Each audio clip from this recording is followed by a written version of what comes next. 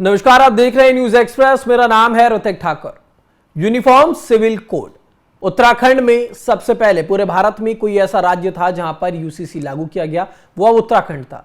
और अब ऐसे में उत्तराखंड के बाद महाराष्ट्र के मुख्यमंत्री देवेंद्र फडणवीस की सरकार ने भी अब यूनिफॉर्म सिविल कोड यानी कि यूसीसी लागू करने की दिशा में बड़ा कदम उठाया।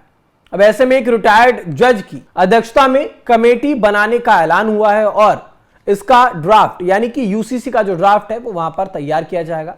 लेकिन अब सवाल सिर्फ महाराष्ट्र का नहीं है, सवाल ये है कि आखिरकार इस यूसीसी में महाराष्ट्र में कितने बदलाव होंगे, क्योंकि जैसे कि यूनिफॉर्म सिविल कोड है तो लगभग जो चीजें हैं, जो बातें हैं वो समझ में आती है कि एक समान कानून जो है वो यहाँ पर रहने वाला है। लेकिन देश में अभी कौन कौन से कानून हैं, अलग अलग तरीके से कौन कौन से राज्य चल रहे हैं, सारी बातें विस्तार से आपको बताएंगे। वीडियो अंत तक जरूर देखिएगा। तो महाराष्ट्र विधानसभा में एक घोषणा की गई। सदन में जब बहस चल रही थी तो वहां पर उसी के दौरान देश की राजनीति में एक बार फिर से एक पुरानी बहस जो है वो लौट आई है और उसका नाम यूनिफॉर्म सिविल कोड है। यानी एक ऐसा कानून जो नागरिकों की धार्मिक पहचान नहीं बल्कि उनकी नागरिक पहचान के आधार पर लागू हो।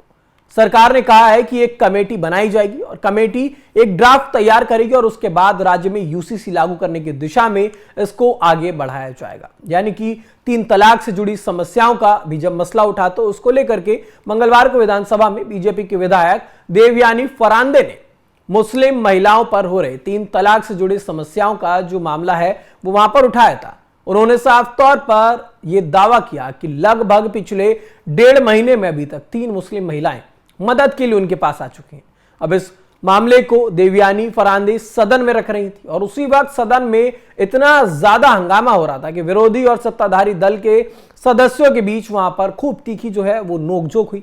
हंगामे के बीच फरांदे ने कहा कि पुलिस ने आरोपियों के खिलाफ मामला दर्ज किया, लेकिन पीड़ित महिलाओं को अभी तक जो है वो न्याय नहीं मिला। एक महिला को अश्लील वीडियो वायरल करने की धमकी दी जाती है, जबकि दूसरी महिला के पति ने उस पर हमला किया। अब इन सभी मामले को देखते हुए महायुति सरकार यूसीसी विधेयक लागू करने को लेकर अब पूरी तरीके से प्रतिबद्ध हो चुकी है। सदस्यों के तमाम जब सवाल हुए तो उनका जवाब देते हुए गृह राज्य मंत्री योगेश कदम ने भी कहा कि महायुति सरकार अब यूसीसी विधेयक लागू करने के लिए पूरी तरह प्रतिबद्ध है।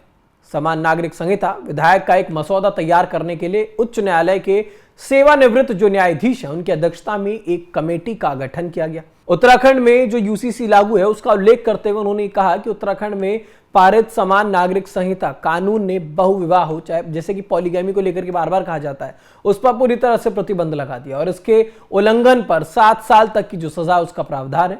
तो इसी की वजह से अब यहां पर यूसीसी लागू किया जा रहा है, क्योंकि हमने देखा है किस तरीके से उत्तराखंड में यूसीसी लागू किया गया, उसके बाद तमाम जो एक्शंस हैं वो यूसीसी के हिसाब से लिए जाते हैं। यूसीसी क्या है? विवाह, तलाक, गोद लेना, उत्तराधिकार, संपत्ति बंटवारा, इन मामलों में सभी नागरिकों के लिए एक समान कानून। तो वैसे में अभी भारत में आपराधिक कानून यानी कि हत्या, चोरी, लूट जैसे मामलों में कानून सबके लिए एक जैसा है, लेकिन शादी, तलाक, विरासत और गोद लेने जैसे मामलों में अलग अलग धार्मिक समुदायों के अपने अपने पर्सनल लॉ हैं। अब इन दो के लिए अलग कानून है। मुस्लिम पर्सनल लॉ अलग है, ईसाई और पारसी समुदाय के लिए अलग व्यवस्था है। यहीं से यूसीसी की जो बहस है अब वो शुरू होती है।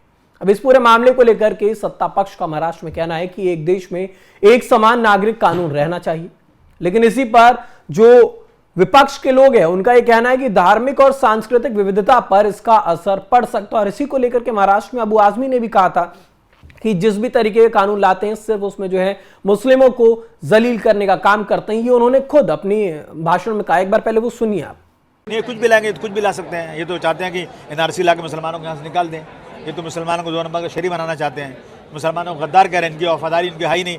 ये सारी की सारी जो है वफादारी को जो है वो गद्दारी में बदल करके नई बुकें छाप रहे हैं।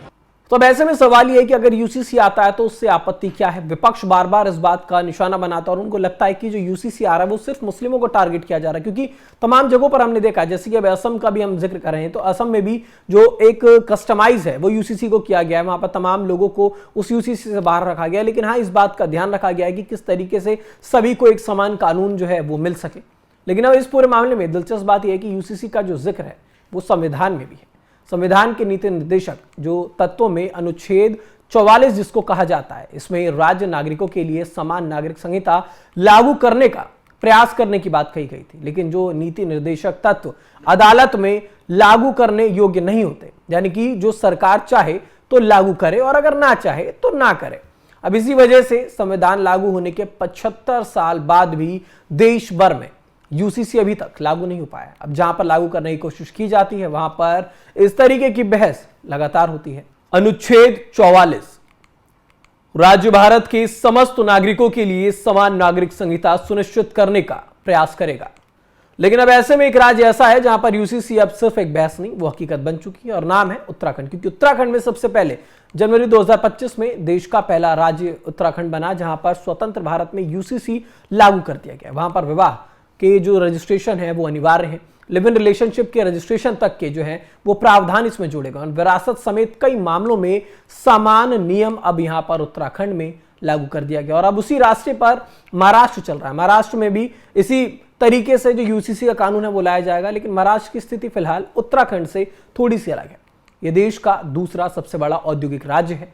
यहाँ पर विविध समुदायों की सबसे बड़ी आबादी रहती है और इसीलिए यहाँ पर यूसीसी पर राजनीति और सामाजिक बहस कहीं ज्यादा व्यापक भी होने लगती है। वैसे अगर यूसीसी की बात करें तो यूसीसी की राजनीति भी कहीं ना कहीं बेहद दिलचस्प है। भारतीय जनता पार्टी लंबे समय से इसे अपने तमाम बड़े एजेंडों में शामिल करती रही है। अब उसमें जो कई बड़े एजेंडे भारतीय जनता पार्टी के थे उसमें राम मंदिर, अनुच्छेद 370 और यूसीसी, इन तीन मुद्दों का जिक्र अक्सर पार्टी के पुराने राजनीतिक संकल्पों में होता रहा है। राम मंदिर बन चुका है, अनुच्छेद 370 हट चुका है और अब यूसीसी पर फोकस साफ तौर पर दिखाई दे रहा है। सुप्रीम कोर्ट में भी कई मामलों में समान नागरिक संहिता की जरूरत पर टिप्पणी की गई है। अब ऐसे में शाहबानो केस हो या फिर सरला मुंद्रल केस, अदालत ने समय समय पर सरकार को यह सोचने की सलाह दी है। हालांकि अदालत ने यह भी माना है कि इसे लागू करना संसद और सरकार का विषय होता है। देश में यूसीसी की स्थिति, गोवा में लंबे समय से कॉमन सिविल कोड जैसी व्यवस्था, उत्तराखंड में यूसीसी लागू, गुजरात में यूसीसी बिल विधानसभा में पास हो गया है, असम विधानसभा में यूसीसी विधेयक पास कर दिया गया, महाराष्ट्र में कमेटी गठन की तैयारी और कई राज्यों में अभी भी चर्चा जारी है। और अब ऐसे में सबसे बड़ा सवाल कि क्या महाराष्ट्र के बाद अब पूरे देश में ये यूसीसी लागू होगा? अब इसका जवाब फिलहाल किसी के पास नहीं है, लेकिन हां, सिर्फ कानून नहीं, सामाजिक, राजनीतिक और संवैधानिक सवाल भी हैं। लेकिन इतना जरूर है कि उत्तराखंड के बाद अब महाराष्ट्र का यह कदम यूनिफॉर्म सिविल कोड की बहस को एक बार फिर से राष्ट्रीय केंद्र में लेकर आ चुका है। और अब देखना होगा कि जब ये कमेटी का गठन होता है उसके बाद यूसीसी लागू करने के लिए किस तरीके की जो प्रक्रियाएं हैं वो होती हैं, किस तरीके की जो बयानबाजियां हैं, क्योंकि यूसीसी को लेकर के राजनीति बहुत ज्यादा गर्मा जाती है। तो सभी जो अपडेट्स होंगे हम आप तक लगातार पहुंचाते रहेंगे। फिलहाल देश दुनिया की तमाम खबरों के लिए देखते रहिए न्यूज़ एक्सप्रेस।